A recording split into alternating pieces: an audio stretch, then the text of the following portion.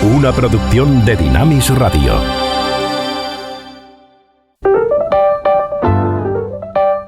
Ruta 66.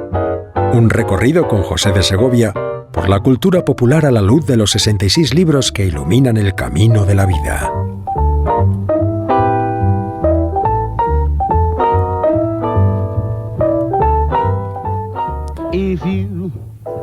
Queramos o no, nuestra vida en este viaje está marcada por la realidad material y física de nuestro propio cuerpo, en primer lugar. ¿Cuántas veces, tal y como nos sentimos físicamente, es también que anímicamente, incluso podríamos decir espiritualmente, percibimos la realidad de nuestra vida? Es muy difícil, por lo tanto, separar el cuerpo del alma. Somos una realidad integral, única. Y si hay alguien que lo conoce y lo sabe perfectamente, es aquel que nos ha hecho. Nuestro creador y el autor de la vida sabe que somos cuerpo y alma. Now you go through St. Louis, Joplin, Missouri, and Oklahoma City looks mighty pretty, you'll see. A la luz del libro de los libros, en esta ruta que estamos siguiendo por esta colección de los 66 volúmenes que componen la Biblia, estamos adentrándonos en el segundo de los evangelios, el relato de la buena noticia que hace Marcos. Comienza con el anuncio de Juan y la llamada a cambiar de mente, que inevitablemente nos lleva también a una transformación más profunda en toda nuestra conducta y nuestra vida. Es lo que el Evangelio llama el arrepentimiento. Y Jesús aparece ya en el principio de este Evangelio con el anuncio increíble de que ha venido el gobierno del autor y Señor de esta vida, Dios mismo, a este mundo. Su reino se ha acercado y es por eso que debemos volvernos a Él. Y en este punto, a partir del verso 16 de este capítulo 1, se nos introduce en el llamado que hace también a seguirle. Cómo podemos ir en pos de Él, aprender de Él y descubrir quién es Él. Y lo primero que nos muestra en esta segunda parte de este capítulo 1 del Evangelio de Marcos es que Él tiene poder también para cambiar la situación terrible que supone la enfermedad en nuestro cuerpo, porque Él nos ve íntegramente. No viene solamente a rescatar almas, sino también a salvarnos en cuerpo y alma. Este es el título también de la canción con la que hoy comenzamos nuestro programa. Es un clásico del año 30 que escribió la música Johnny Green y la letra Edward Hyman, Robert Shaw y Frank Eaton. Ha tenido tantas versiones, claro, esta canción de Body and Soul, pero la que vamos a escuchar es ni más ni menos que la de Amy Winehouse con el gran crooner que es Tony Bennett, conjuntamente en este cuerpo y alma, Body and Soul. My heart is sad and lonely. For you I sigh, for you dear only. Why haven't you seen it? I'm all for you, body and soul. I spend my days in a hunger and wondering why it's me you're wronging. I tell you, I mean it. I'm all for you, body and soul. I can't believe it. It's hard to conceive it that you turn away romance. Oh, are you pretending? It looks like the ending unless I could have one more chance to pretend. My life a wreck you're making. You know I'm yours for just the taking. I'd gladly surrender.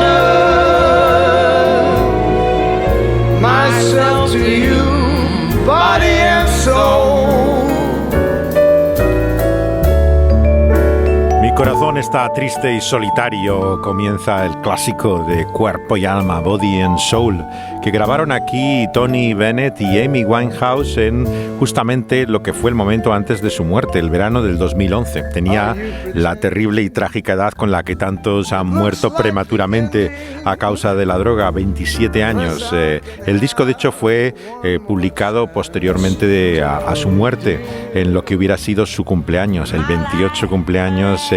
Editó este disco que tiene la grabación de ella con un Bennett de 85 años, con una gran diferencia de edad entre ambos, pero con ese aire de lo que son los clásicos y estándares del jazz, que podría haber sido una canción perfectamente en los años 40 en vez de ser grabada en este siglo. Pero su tema sigue siendo tremendamente actual. Somos una realidad unida, cuerpo y alma.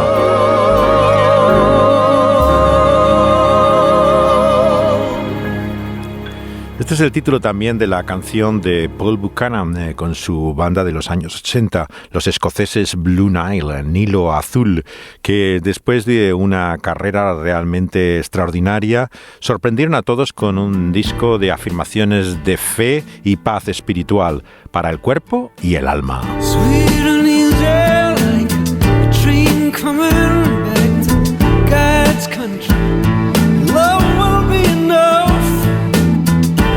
Someday when we go walking out, see our love, your love will be enough. I'm with you now and we're together. I'm with you through the stormy weather. Let your heart begin right here, yeah. Open up your life to me.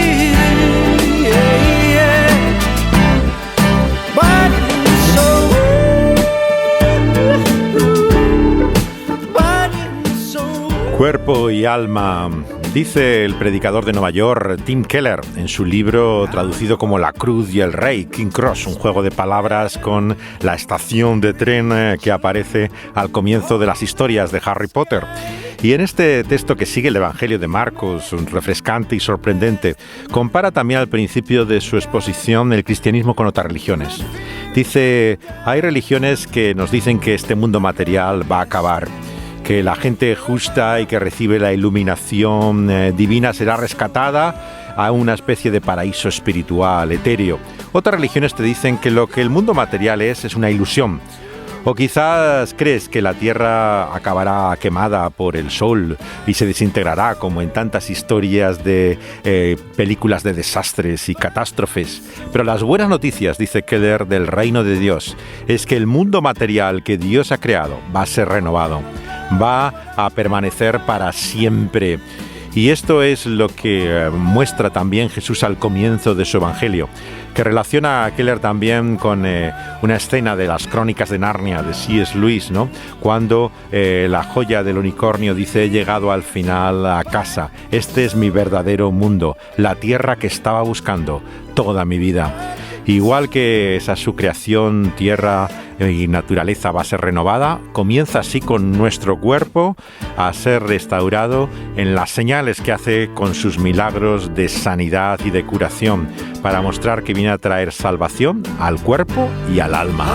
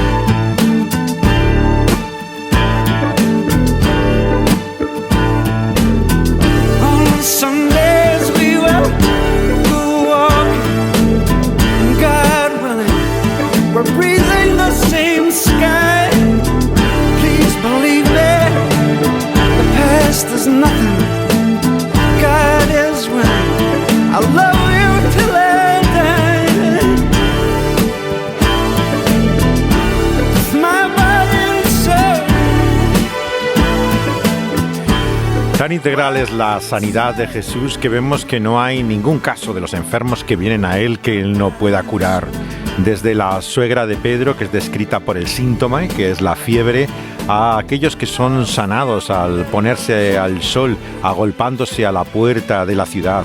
Recorre Galilea predicando y haciendo curaciones, hasta un leproso manchado por esta terrible enfermedad le toca con su mano sanadora y es curado inmediatamente en su cuerpo, que trae también salvación a su alma.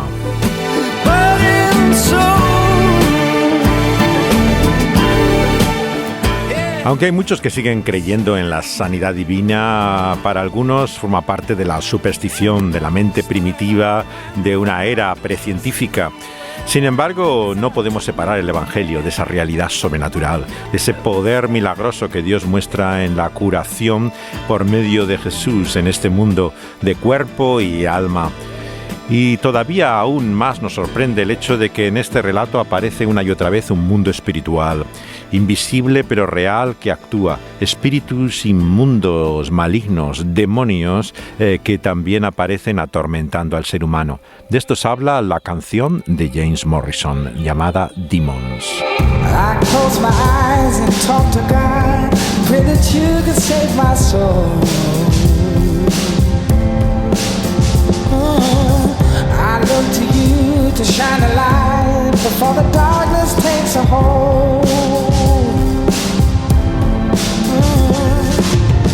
I won't break and I won't run.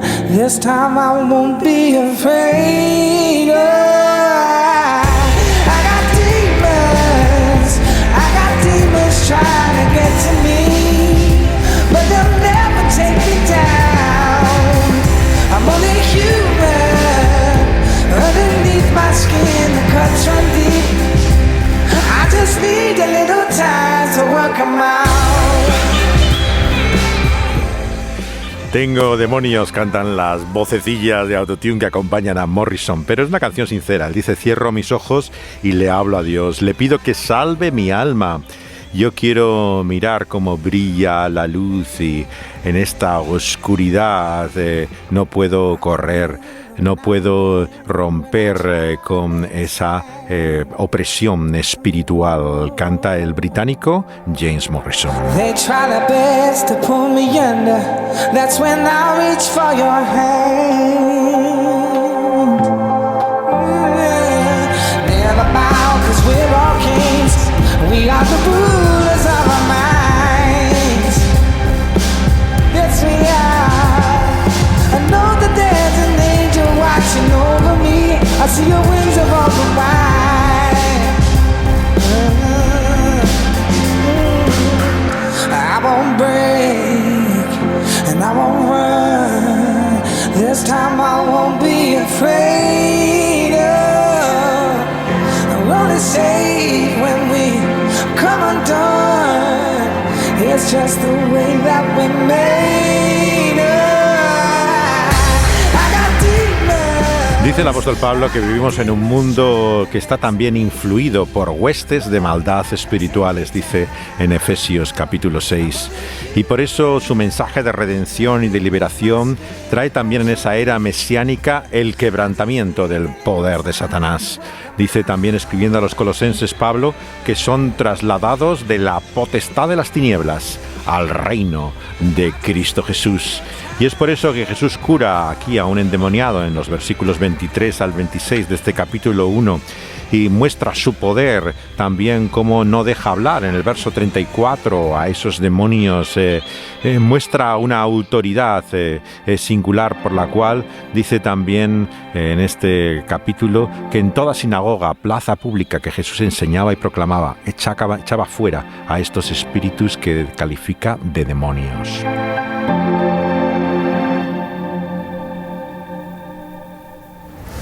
El año pasado, el Vaticano supo de más de 500.000 de posesiones demoníacas. Todo un récord. Sigo sin entenderle. Hemos recibido órdenes de tener un exorcista en cada diócesis de Estados Unidos de aquí a un año. Como imaginarás, no es un puesto muy solicitado.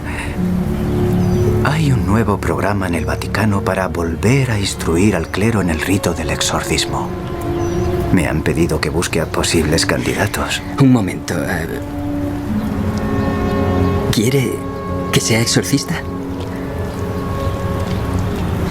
¿Por qué? ¿Por qué yo? No sé en lo que creo. Cierto. Recuerdo que en tu carta explicabas que utilizaste el sacerdocio para huir. Podrías haber huido en cualquier otra dirección, pero elegiste esta. ¿Por qué? Haz el curso. Y si luego sigues queriendo irte, hablamos. 2 meses en Roma. No puede ser tan terrible. Cuando uno ve la publicidad de la película El Rito, se pregunta si no hay ya suficientes películas sobre exorcismos. Hace ya medio siglo que se hizo el clásico de William Friedkin, y es un género que está lejos todavía de haberse extinguido. Estos últimos años se repiten historias sobre exorcismos que muchas veces parten de supuestos casos reales, pero en todas ellas vemos como en estos diálogos el dilema entre la fe y la duda. En el fondo yo diría que son las películas más religiosas que encontramos hoy en día, porque la cuestión de Dios y el diablo nos lleva al corazón mismo de la fe. Considerado al principio como una variante del cine de terror, este subgénero se ha convertido finalmente en una especie de thriller teológico, con películas como El exorcismo de Emily Rose o esta, del Rito, donde ya, como vamos a escuchar, no hay que esperar cabezas girando o purés de guisantes, como dice el cura que interpreta Anthony Hopkins, protagonista del Rito, sino que desde ese mítico film de los años 70, hace medio siglo, lo que se hace es una curiosa apologética, muchas veces hecha por creyentes, como el caso del exorcismo de Emily Rose, que está hecha por uno de los pocos directores que se denomina evangélico en el Hollywood actual. Y él dice que si reconocemos la existencia del diablo, podemos empezar a hablar de la posibilidad, la duda, incluso la realidad de Dios mismo. En el fondo son, casi diríamos, supuestas películas evangelísticas. Por medio de la demostración del mal quieren demostrarte también la realidad de ese bien. El Rito nace de un reportaje de un periodista americano llamado Matt Baglio, que reencontró la fe al investigar la actividad de un exorcista, como pueden escuchar, en Roma, en el contexto católico, claro, y que fue una novela convertida en guión por otro escritor católico, Michael Petroni, que es el autor de la última entrega que se hizo de Crónicas de Narnia, La travesía de Viajero del Albia, está hecha por él. Aquí el periodista Baglio vemos que nos introduce en todo este mundo católico del exorcismo.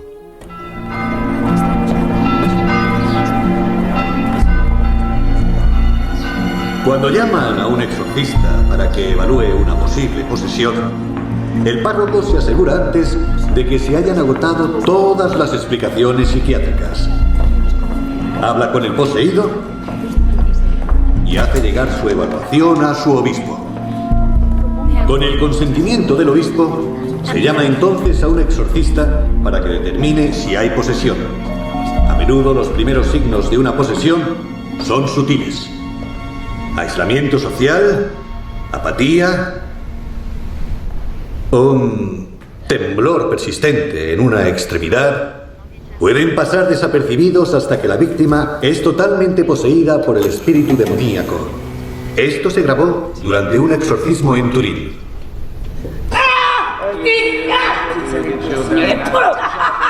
La mujer sobrevivió sin comida ni agua 8 semanas antes de que el demonio la liberara. A este hombre se le dislocó la mandíbula espontáneamente al oír el Padre Nuestro. No entró en contacto físico con ningún objeto, ni se le sometió a ninguna fuerza física. Los demonios son la infantería del diablo y suelen operar en grupo. Son como compañías infectando a sus víctimas. La función del exorcista es determinar el número de demonios y sus nombres, algo que los demonios protegen con gran celo.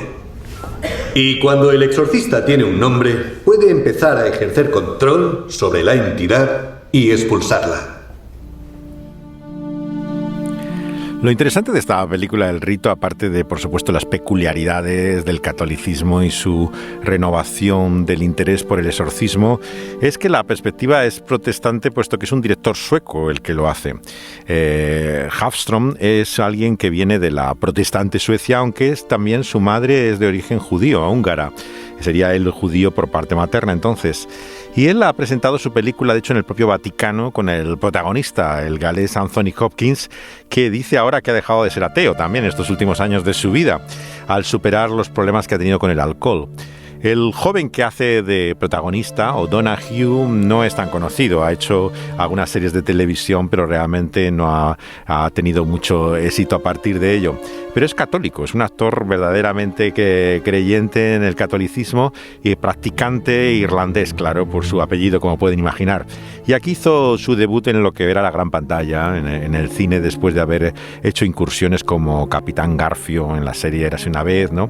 No hace un gran papel, pero te muestra también la perspectiva distinta de esta película, que parece señalar, como en el caso del exorcismo de Emily Rose, de un testimonio de fe, que encuentra aquí su medio natural. Claro, estas películas tienen la ventaja de que no hay que justificarse, no hay que presentar excusas forzadas para hablar de Dios o del diablo. Es que es el tema de la película. No tengas miedo, comienza una voz antes de los créditos mismo diciendo: ¿crees en el pecado? No hay nada en que creer. Suena una voz estentórea sobre un fondo negro que comienza con una cita del Papa Juan Pablo II, que acaba afirmando que el diablo sigue vivo y activo en el mundo. La escena que viene a continuación parece sacada de la serie, por ejemplo, A 2 metros bajo tierra, puesto que es una familia que trabaja con una funeraria, y este chico, O'Donoghue, trabaja en el negocio de su padre, que es ni más ni menos que Rutger Hauer, el actor irlandés que conocido por Blade Runner y tantas grandes películas, que trabaja en la funeraria y tiene como embalsamador a su hijo también. Sale con sus amigos, normalmente a los bares, con chicas, pero pega un giro radical en su vida porque tiene una vocación religiosa. Quiere entrar en un seminario católico. La acción salta entonces al momento antes justamente de tomar los votos, para entrar en el sacerdocio. Él escucha las palabras del llamado de Jesús en el Evangelio, en Juan 15:16, que recuerda que no son sus discípulos quienes cogen a Jesús. Como en el relato de Marcos se nos acaba diciendo en esta introducción que tenemos a esta segunda parte del capítulo 1, fue Jesús quien llamó a sus discípulos, fue Él quien los eligió, como vemos en el caso de estos 4 discípulos. Así también ese texto aparece en el llamado de Michael, que a continuación le vemos en su habitación escribiendo un correo electrónico diciendo que tiene que dejar su formación al sacerdocio porque ha perdido la fe, y le da esto como razón. La reacción sorprendente que vamos a escuchar era la del padre Toby Jones, este gran actor que hace de padre Matthew y que le envía aquí a Roma, donde están escuchando el comienzo del cursillo que está haciendo para exorcistas, y que va a ser al mismo tiempo el intento de encontrar la fe en medio precisamente de esa formación. La lógica es la misma que llevó a la fe al padre Lucas, que vamos a conocer como el protagonista de la historia, el personaje de Hopkins, que se dedica a hacer ahora exorcismos también en una casa a las afueras de Florencia. Pero este es el Vaticano, y también su encuentro con la chica de la película, que es el trasunto de lo que en la novela sería el personaje del periodista Baglio. La chica es Alice Braga, y que vemos que se encuentra también aquí, de acuerdo al libro, cambiando el género de la persona, con este joven debutante Colin O'Donoghue. Este es el momento de su encuentro en el curso de exorcismos del Vaticano. Perdone, padre. Sí. ¿Y si deliraba al creerse poseído? ¿No reaccionaría igual? He de reconocer que es muy fácil confundir una enfermedad psicótica con una posesión. Es tarea del exorcista distinguirlas. ¿Y cómo se hace? De muy diversas formas. Por ejemplo, los esquizofrénicos paranoides no son conscientes de su delirio. Ni los poseídos mientras están poseídos, ¿no? Pero los poseídos tienen periodos de lucidez. ¿Y los esquizofrénicos? No pueden manifestarse habilidades simplemente por delirar. El hombre de esta grabación es alemán. ¿Cómo habla de repente en ruso? ¿Cómo puede un niño de una aldea de África, hallado a 600 kilómetros de su casa, confesarse abducido por alienígenas? Es igual de inverosímil. Pero a él lo tildamos de loco y al alemán no, porque él cree en alienígenas y no en Dios. No estamos aquí para analizar la religión a partir de la ciencia. El objetivo de este curso es ver los fenómenos a través del prisma de la fe. ¿En qué crees tú? ¿En los alienígenas o en Dios? No lo tengo claro. Interesante perspectiva para un sacerdote. No soy sacerdote. Aún. ¿Estás coqueteando con el ateísmo? Bueno, es más bien una exnovia que no me deja en paz. Las conversaciones entre el incrédulo Michael y el extravagante sacerdote que hace Hopkins van a llenar toda la película. La reputación de heterodoxia que tiene este padre se muestra en discursos que recuerdan el concepto de la duda, por ejemplo, del teólogo Paul Tillich, que decía: reconcíliate con tus dudas, porque ellas te dirigirán. Confiesa incluso, a veces experimenta una total pérdida de fe. Días y meses, como vamos a escuchar en un diálogo a continuación de la película. Todo remite al maestro del thriller, que fue sin duda hace medio siglo William Friedkin, y que El exorcista es una de las grandes historias, una parábola, yo creo, para el siglo XX, una obra moral que refleja la lucha entre el bien y el mal y que toma en serio el mal en vez de racionalizarlo. La película estaba basada en una novela reportaje, igual que esta, que cuenta un suceso real ocurrido el año 49, no con una chica como interpreta Linda Blair en El exorcista, sino un chico, y tenía 14 años, era algo mayor, era adolescente, y es en Mount Rainier, en Maryland, Estados Unidos, que ocurrió el caso. El chico fue llevado a varios hospitales a causa de lo que parecían ataques nerviosos violentos, y los centros sanitarios estaban gestionados, algunos de ellos por jesuitas, que aconsejaron a los padres visitar a un sacerdote. Lo curioso es que la familia era luterana, no eran católicos, pero no creían tampoco en la posesión diabólica. Todas estas películas, si se fijan, siempre incluyen el personaje protagonista del incrédulo, o por lo menos en una crisis de fe. O sea, te coloca en el punto de vista del espectador que asiste a todo esto con cierto escepticismo en su inicio.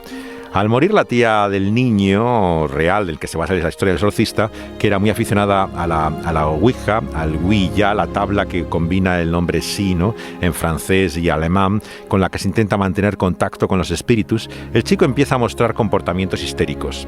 Un pastor luterano pasa una noche en su casa y da testimonio de esos fenómenos extraños. Recurre, sin embargo, luego a un cura, que recibe la aprobación de superiores para celebrar un exorcismo en el hospital jesuita de Georgetown, en el cual también estaba un español que ha dado luego su testimonio contando la historia, ya que ha sido un centro muy relacionado con España. Hasta el presidente Aznar y otros han sido doctorados honoríficos en ese centro jesuita que hay en Georgetown. Este no muere como el famoso padre Merrin, Max von Sydow, el actor de Bergman en la película, pero fue lesionado por los golpes que le dio el niño con una madera y fue sustituido por otros dos curas, o sea, como vemos en la historia de William Peter Blatty. Él conoció el caso estudiando en esa universidad, en Georgetown.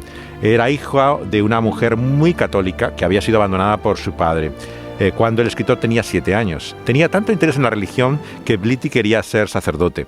Este escritor de Nueva York trató de averiguar detalles del caso y presentó el tema a un editor con cartas larguísimas, llenas de divagaciones religiosas sobre la convicción de la posesión diabólica hoy y que eso iba a ser una prueba de la fe. El libro se publica con tremendo éxito el año 71 y es llevado al cine por Friedkin el año siguiente, ¿no? Hace justamente ahora medio siglo. Y su sombra todavía se extiende sobre el rito. Dime, Michael, ¿crees en el pecado? Sí, pero no en que el diablo nos obligue a cometerlo. El que peca pertenece al diablo. O sea, todos nosotros. Y si somos el diablo, ¿cómo combatirlo? Te aconsejo que mañana te des un paseo por Roma para aclararte. Podrías ir a ver a un viejo amigo. ¿El padre Lucas? Es galés, jesuita. Sus métodos son algo menos ortodoxos. Su tutor fue el padre Carmine de Filippis. ¿Y qué significa eso? Significa que sabe de lo que habla. Te facilitará el tipo de prueba que pareces necesitar. Perdona, tengo misa. Es el personaje de Ciarán Hinds, otro de estos grandes actores secundarios que aparecen en esta película, comparativamente, claro, con lo desconocido de su protagonista. Dice el director sueco, recordemos, que para él el exorcismo de Emily Rose le abrió otro tipo de cine de exorcismos. Como estamos escuchando, los diálogos son profundamente teológicos. O sea, ¿esto en qué otra película se podría concebir una conversación semejante? Esto te muestra cómo ocurrió en el caso de esta película dirigida por un evangélico, Scott Derrickson. Se podía combinar incluso el cine judicial de lo que fue el proceso con una historia de exorcismos. Estaba basado en el caso de una alemana, Anneliese Michel, que tiene mucho que ver con otras películas que salen en aquel momento sobre casos parecidos de exorcismo, pero esta está menos relacionada con ello. La película de Hafström tiene más referencias, yo creo, al exorcista. La cuidada fotografía tenebrista, ¿no?, muestra unas secuencias que recuerdan a veces las que abren el film magistralmente de Friedkin, ¿no? Las pesadillas del joven Michael con su padre recuerdan un poco los sueños también del padre Carras, ¿no? Este actor maravilloso, tristemente desaparecido muy tempranamente, Jason Miller, que hace de este cura atormentado por haber descuidado a su madre en El exorcista. La figura del padre es clave siempre en estas historias para entender la crisis de fe del personaje. El carácter bíblico del diablo es como el acusador que pone en evidencia, ¿no?, un conflicto que ha tenido, en este caso con el padre, y apela a los sentimientos de culpa de personas atormentadas, incluso siendo religiosas, como han tratado a sus padres. Los demonios recriminan las faltas y les sumen en ese terrible mar de dudas.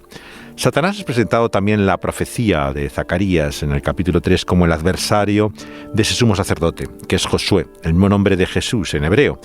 Su estrategia es acusarle a él y a su pueblo, y es respondido por Dios mismo en la profecía. En Apocalipsis se le llama también el acusador de los hermanos, y actúa así contra el creyente noche y día, le muestra su culpa frente a Dios. El diablo hace dudar así al creyente básicamente de tres maneras. Primero, procura que esté siempre preocupado, obsesionado por el pecado, como vemos en el diálogo que acabamos de escuchar. En segundo lugar, hace que se depriman, que se sientan miserables, inútiles, sin posible salvación. Y en tercer lugar, les hace dudar finalmente de esa salvación. Les muestra la ausencia que tienen de fe. Y es por esto que la relación del joven Michael con el padre Lucas, que hace a Anthony Hopkins, ¿no?, le dice en un momento: solamente vas a poder vencerlo al diablo cuando crees. Y esto, claro, es evidentemente bíblico y evangélico. Es la fe salvadora la que te libra de cualquier otra influencia espiritual. No es un exorcismo como el que hacen los católicos de ritual, crucifijos, estampas, aguas benditas, velas, conjuraciones, rosarios. Eso no tiene poder alguno sobre el diablo. Es la fe, conforme la Escritura la muestra, en Jesucristo, que es realmente quien puede librarnos de toda influencia espiritual. Por eso es que los evangélicos no hablamos de exorcismos, porque no es un ritual el que nos libra de la presencia demoníaca, es la fe verdadera y viva en el Señor Jesucristo. Este es el momento del encuentro del joven Michael con el personaje del padre Lucas que hace Anthony Hopkins. ¿En serio? ¿Ya está? ¿Qué esperabas? ¿Cabezas dando vueltas? ¿Puré de guisantes? La liberación puede llevar meses, a veces años. ¿Entonces sigue poseída? Sí. Sé que no me crees, pero... Dime, ¿un ladrón enciende las luces al entrar en tu casa? No. Prefiere que no se sepa que está ahí. El diablo igual prefiere que creamos que no existe. Cuesta entender que la falta de evidencia del diablo sea la evidencia del diablo. Sí.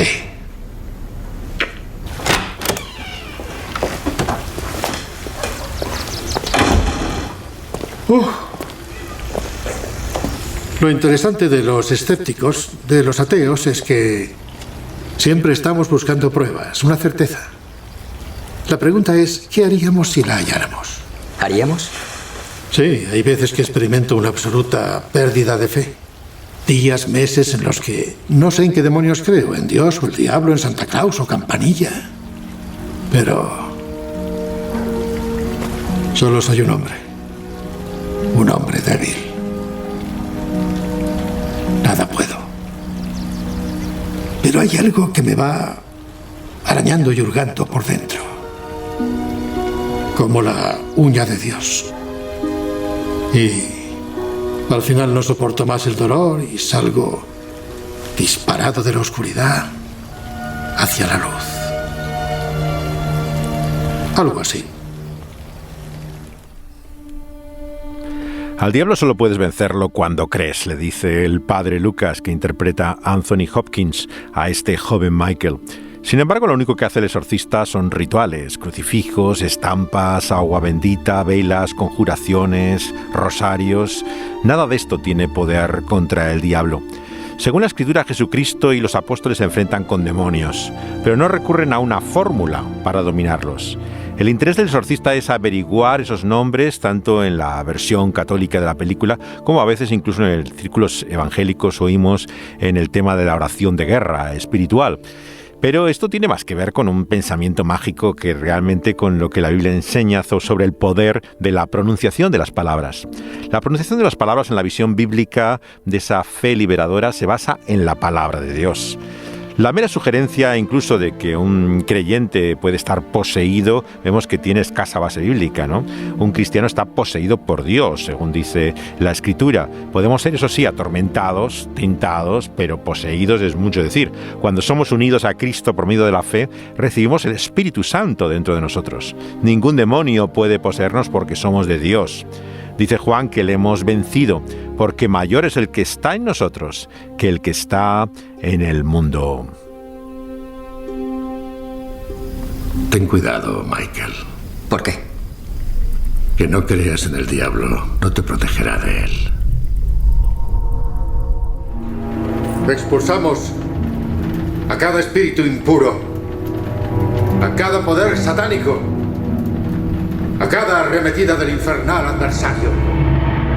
Márchate, aléjate de esta criatura de Dios, pues Él es quien te ordena. Él quien te arrojó del cielo a las profundidades del infierno. Él es quien te ordena. Él quien hizo que se calmara el vendaval, el oleaje y la tormenta. Óyele pues, la tiniebla de temor. Satanás, enemigo de la fe, adversario de la raza humana, engendrador de la muerte, ladrón de la vida, repele, Señor, el poder del diablo. Ahuyenta al impuro tentador. Excusi. En nombre del Padre, del Hijo y del Espíritu Santo. Amén. Cuando somos salvos por la obra de Cristo, somos librados de esa potestad de las tinieblas. Somos atacados por el diablo, pero tenemos una seguridad que viene de Cristo Jesús. El maligno, dice Juan, no puede tocar a un hijo de Dios, no puede deshacer su obra en el sentido, porque el Señor nos protege fielmente. Si quieres ser libre, por lo tanto, de toda amenaza espiritual, lo que tienes que hacer es confiar en la obra de Cristo, porque Él tiene la victoria frente al mal. Dice Colosenses que despojando principados y potestades, los exhibió públicamente, triunfando sobre ellos en la cruz. No debemos tener miedo, pero no por la fuerza de un ritual como el exorcismo, sino por la obra de Cristo Jesús. Es Él quien ha vencido en la cruz.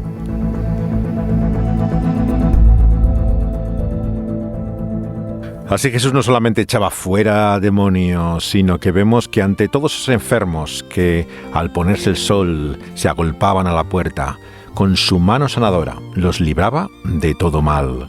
Como canta Leonard Cohen, de él viene la curación.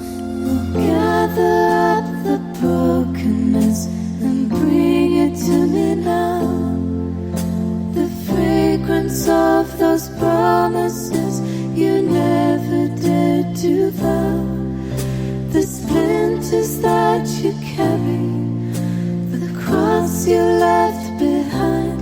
Come healing of the body, come healing of the mind, and let the heavens hear it, the penitential hymn. Come healing of the spirit, come healing of the limb.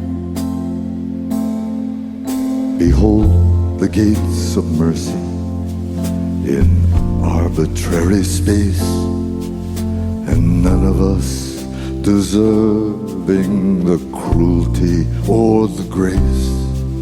O solitude of longing, where love has been confined, come healing of the body, come healing of the mind. La profunda voz de Leonard Cohen al final de su carrera ya en Dublín, en un concierto en vivo de este tema que dice que los cielos escuchen este himno penitencial, buscando la curación del espíritu y de nuestro cuerpo.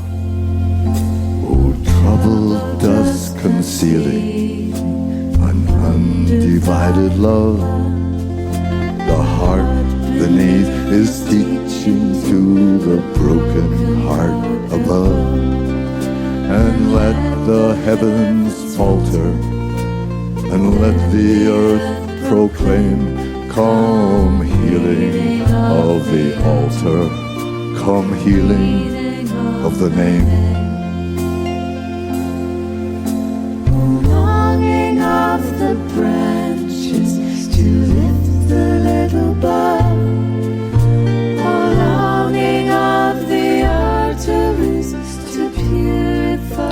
Jesús, dice Marcos, que predicaba en las sinagogas en toda Galilea, echaba fuera demonios, como hemos dicho, pero también con su mano curadora limpiaba males como el de aquel leproso, con el que cierra el primer capítulo del Evangelio según Marcos.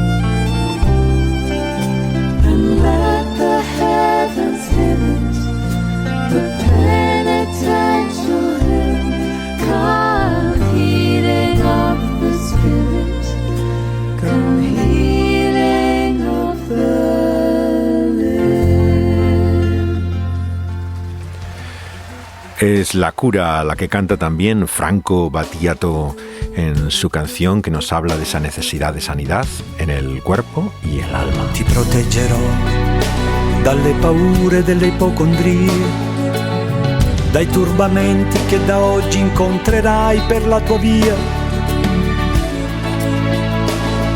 dalle ingiustizie e dagli inganni del tuo tempo, dai fallimenti che per tua natura normalmente attirerai. Ti solleverò dai dolori e dai tuoi sbalzi d'umore, dalle ossessioni delle tue manie. Supererò le correnti gravitazionali, lo spazio e la luce per non farti invecchiare. E guarirai da tutte le malattie, perché sei un essere speciale ed io avrò cura di te.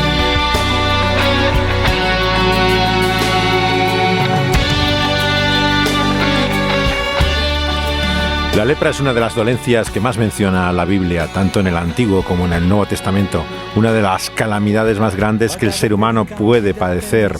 Sin embargo, parece que tiene como un sentido también simbólico en la Escritura. Vemos que el enfermo con este mal tiene que ser sacado fuera de la ciudad. Vive como un desdichado, desventurado, un hombre marginado por su desgracia, condenado a esa vida de soledad. Exactamente lo que el pecado y el mal hacen en nuestra vida. Pero vemos la confianza de aquel leproso al final de este capítulo primero de Marcos. Si quieres, le dice, puedes limpiarme. Y lo maravilloso, lo emocionante, lo conmovedor de esta historia es como, rompiendo todo protocolo y medida de higiene y prevención, extiende su mano, el Todopoderoso encarnado, Dios en la persona de Cristo, y tocándole, su sanidad es inmediata, dice Marcos. Tesserò i tuoi capelli come trame di un canto, conosco le leggi del mondo e te ne farò dono, supererò le correnti gravitazionali, lo spazio e la luce per non farti invecchiare. ti salverò da ogni malinconia, perché sei un essere speciale ed io avrò cura di te. Io sì che avrò cura di te.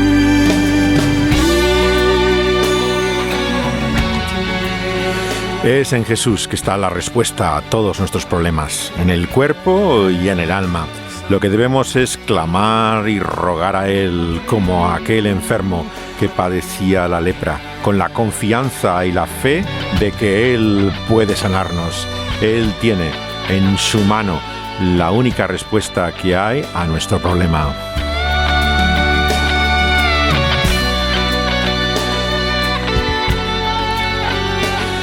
Y de ello se atreve a confesarlo abiertamente Juan Luis Guerra en lo que es el momento cumbre de su carrera, en ese disco llamado Para ti, en el que no tiene vergüenza de decir en su oración de sanidad que en él está la curación. Ven, tócame, Señor, quiero recibir tu preciosa unción. Ven, sáname, Señor, que un milagro hoy quiero yo de ti. En el nombre de Jesús recibo sanidad. He tocado el borde de su manto, sano estoy por su Espíritu Santo.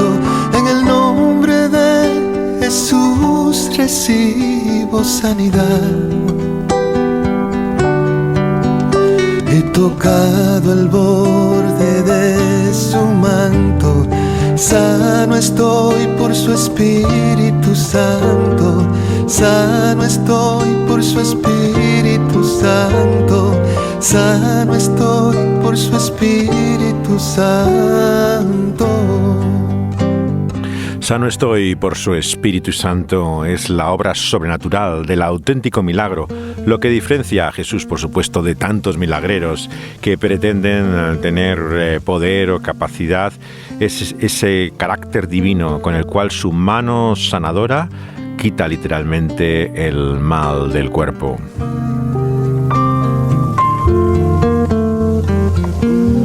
Lo que resalta el texto de Marcos es esa compasión con la cual es Cristo también el que a través de su Espíritu hace ese milagro de Dios que nos muestra su amor paternal. Ven, tócame, Señor, quiero recibir tu preciosa unción. Ven, sáname, Señor, que un milagro hoy quiero yo de ti, mi Señor. En el nombre de Jesús recibo sanidad. He tocado el borde de su manto, sano estoy por su Espíritu Santo. En el nombre de Jesús recibo sanidad. He tocado el borde de su manto, sano estoy por su Espíritu Santo. Sano estoy por su Espíritu Santo. Sano estoy por su Espíritu Santo. Sano estoy por su Espíritu Santo. Sano estoy por su Espíritu Santo. Sano estoy por su Espíritu Santo.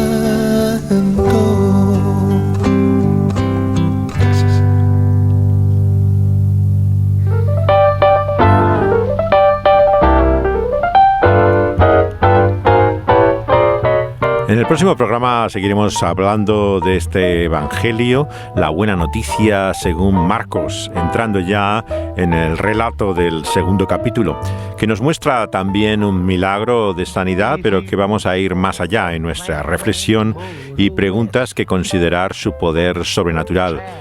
Descubrir el mal, en definitiva, también que hay detrás de estos relatos de milagros y sanidades, y que en el caso de la parálisis nos habla claramente del estado y la condición humana más allá de la propia enfermedad. Seguiremos en este relato en ocasiones con historias también de sanidades y curaciones, y haremos otras preguntas que no hemos tenido tiempo de tratar. ¿Cómo y de qué manera Dios nos cura? ¿Podemos esperar esa sanidad ahora? ¿Es algo fundamentalmente futuro? Muchas cosas vendrán a la mente del que lee este relato, pero ahora lo importante es darnos cuenta de quién es el protagonista de esta historia desde la introducción misma. Es algo más que un hombre, es el Hijo de Dios. Don't forget Winona, Kingman, Barstow, San Bernardino, won't you?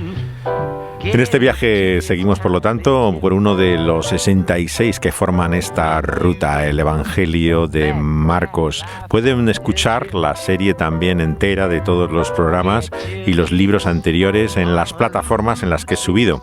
Está tanto en la plataforma que tiene la emisora Dynamis Radio en SoundCloud, como luego en la española de iVoox. Pueden encontrar también toda la colección, y la más popular y tal vez usada por muchos aficionados a la música, que es Spotify. En ella está también toda la colección de los programas que son emitidos en vivo cada fin de semana, también en Dynamis Radio, que se puede escuchar por vía de internet.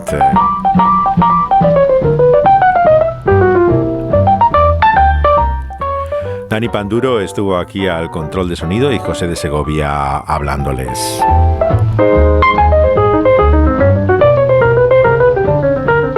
Won't you get hip to this timely tip?